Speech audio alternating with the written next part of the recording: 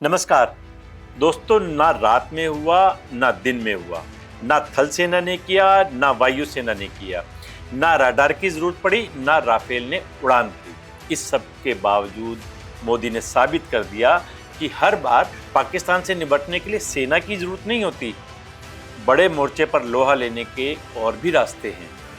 पहलगाम आतंकी घटना के 48 घंटे के भीतर ही पाकिस्तान पर मोदी ने ऐसा स्ट्राइक किया कि किसी को कानों कान खबर तक भी नहीं हुई और लाखों पाकिस्तानी अपनी जान की सलामती की दुआ करने लगे।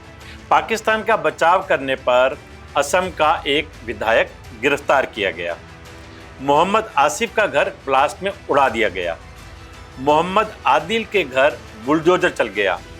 बांदीपोरा में लश्कर का अल्ताफ लाली ढेर कर दिया गया और लश्कर तैयबा का सरगना हाफिज सईद एबटाबाद की सैन्य छावनी में दुबक गया। उसे हमले का खौफ सता रहा है। पूरे देश में पाकिस्तानी और बांग्लादेशी मुसलमानों की पहचान कर उन्हें पकड़ा जा रहा है। बुलडोजर अपना एक्शन कर रहे हैं। हजारों को गिरफ्तार किया जा चुका है। इस तरह मोदी ने बिना शोर शराबे के एक्शन प्लान का इम्प्लीमेंटेशन शुरू कर दिया है। कुछ लोग सिंधु स्ट्राइक की चर्चा कर रहे हैं तो कुछ लोग वाटर स्ट्राइक। असल में मोदी ने पाकिस्तान के साथ जिस सिंधु जल समझौते को तोड़ा है वो पाकिस्तान के लिए किसी स्ट्राइक से ज़्यादा जानलेवा है। सिंधु समझौते के टूटने से पाकिस्तान दाने दाने को मोहताज हो जाएगा और एक एक कर सारे पाकिस्तानी भूखे मरने लगेंगे। भारत ने जो बड़ा कदम उठाया है वो 1965, 71 और 1999 के कारगिल युद्ध में भी नहीं उठाया गया था, ना ही पिछली बार हुई सर्जिकल और एयर स्ट्राइक के वक्त। लेकिन इस बार मोदी ने बिना किसी देरी के सिंधु जल समझौता तत्काल प्रभाव से रद्द कर दिया। उन्होंने 2016 में उरी हमले के बाद भी सिंधु जल संधि पर एक बैठक में कहा था कि पानी और खून एक साथ नहीं बह सकते, लेकिन उस वक्त भी सिंधु जल समझौता रद्द नहीं किया गया था। इसीलिए ये समझना जरूरी है कि स्ट्राइक में कुछ जाने लेने से ज़्यादा जरूरी है कि पूरे पाकिस्तान को ही सबक सिखा दिया जाए, जिसकी शुरुआत मोदी ने कर दी है। मोदी का फैसला पाकिस्तान को इतना दर्द दे रहा है कि उसने इसे भारत की ओर से जंग का आगाज मान लिया है, लेकिन पाकिस्तान में ये जंग से भी ज़्यादा तबाही लाने जा रहा है। 2.5 घंटे तक चली सुरक्षा मामलों की कैबिनेट मीटिंग के बाद मोदी ने पाकिस्तान को चिट्ठी भेजकर सिंधु जल समझौता रद्द करने की सूचना भेज दी। लेटर में साफ साफ लिखा गया है कि संधि अच्छे संदर्भों में की गई थी, लेकिन अच्छे रिश्तों के बिना इसे बनाए नहीं रखा जा सकता। ये संधि 1960 में जवाहरलाल नेहरू और पाकिस्तानी राष्ट्रपति अयूब खान के बीच हुआ था। इस संधि को रद्द करने के जवाब में पाकिस्तान ने भी दोनों देशों के बीच सभी द्विपक्षीय समझौते स्थगित कर दिए, जिसमें 1972 में हुआ शिमला समझौता भी शामिल है। पाकिस्तान की 80% खेती लायक भूमि, जो कि करीब 16 मिलियन हेक्टेयर है, वो सिंधु नदी के ही पानी से सिंचित होती है। पाकिस्तान में सिंधु और सहायक नदियों के पानी का 90% हिस्सा सिंचाई के लिए इस्तेमाल किया जाता है, जिसके बिना पड़ोसी मुल्क के किसानों की कमर टूट जाएगी। इसके अलावा सिंधु और इसकी सहायक नदियों पर पाकिस्तान के प्रमुख शहर कराची, लाहौर और मुल्तान निर्भर रहते हैं। यही नहीं, बड़े बड़े हाइड्रो पावर प्रोजेक्ट्स भी इन नदियों के सहारे ही चल रहे हैं। सिंधु जल संधि के स्थगित होने से पाकिस्तान में खाद्य उत्पादन में गिरावट आ सकती है, जिससे लाखों लोगों के सामने भूख का संकट पैदा हो सकता है।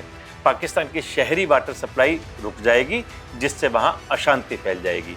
बिजली उत्पादन ठप होने की आशंका भी जताई जा रही है, जिसके कारण कई शहरों पर ब्लैकआउट होने का खतरा मंडरा रहा है। पाकिस्तान में सिंधु को राष्ट्रीय नदी का दर्जा हासिल है। पाकिस्तान के अड़ंगे की वजह से ही भारत के कई बड़े बड़े हाइड्रो पावर प्रोजेक्ट्स अधर में थे, लटके हुए थे। ऐसे में अब समझौता रुकने की वजह से भारत बिना किसी सलाह मशवरा के परियोजनाओं के काम में तेजी ला सकता है। भारत तब तक इसे लागू नहीं करेगा और न ही इसके लिए बाध्य रहेगा जब तक पाकिस्तान सीमा पार से आतंकवाद को समर्थन बंद करने के सबूत नहीं देगा। भारत ने इस समझौते को रोकने की घोषणा की है, लेकिन भारत ने करीब 4 साल पहले से ही व्यवहारिक रूप से इसके क्रियान्वयन को रोका हुआ था। सिंधु जल संधि के खत्म होने से पाकिस्तान सूखे की चपेट में आ जाएगा और वहां के लोगों को पानी के लिए भीख मांगनी पड़ेगी। भारत ने पहले से ही कई ऐसे प्रोजेक्ट तैयार कर रखे हैं जिसको एक बार चालू कर दे तो पाकिस्तान का हुक्का पानी बंद हो जाएगा। सबसे पहले किशन गंगा जल विद्युत परियोजना, जिसे 2018 में शुरू किया गया था। इस परियोजना में 23 किलोमीटर लंबी सुरंग के जरिए किशन गंगा नदी का पानी झेलम नदी बेसिन में डाइवर्ट किया जाता है। दूसरा प्रोजेक्ट रातले जल विद्युत परियोजना, जो 2021 में शुरू हुई थी। इस 850 मेगावाट की परियोजना पर पाकिस्तान ने पानी के प्रवाह में हेरफेर की आशंका जताई। तीसरा शाहपुर कांडी बांध 2018 में मंजूरी मिलने के बाद 2024 में पूरा हुआ। यह बांध रावी नदी के अधिशेष पानी को पाकिस्तान में जाने से रोकता है। यह परियोजना जम्मू कश्मीर और पंजाब में 32,000 हेक्टेयर भूमि की सिंचाई और जल विद्युत उत्पादन के लिए है।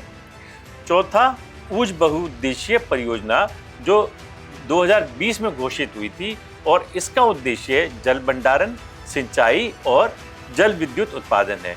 यह परियोजना पाकिस्तान की ओर पानी के प्रवाह को कम करेगी। भारत ने पहले से ही इन परियोजनाओं की शुरुआत करके तैयारी शुरू कर दी थी। अब पाकिस्तान पर जो सिंधु स्ट्राइक हुआ है, उसके दर्द से छटपटाकर वो चीन और विश्व बिरादरी को धमकी दे रहा है, लेकिन शायद उसे पता नहीं है कि आज का भारत घर में घुसकर मारता है और किसी की भी परवाह नहीं करता। लेकिन इस बार की मार पाकिस्तान भूल ही नहीं सकता और जैसे जैसे दिन बीतेंगे पाकिस्तान की बर्बादी का आलम बढ़ता जाएगा और महीने भर के भीतर ही भारत से भिखारियों की तरह गिड़गिड़ाकर दाना पानी मांगेगा। पाकिस्तान अब दुआ करे कि मोदी यहीं रुक जाए, नहीं तो आगे जो होगा उसकी वाकई किसी ने कल्पना भी नहीं की होगी। नमस्कार।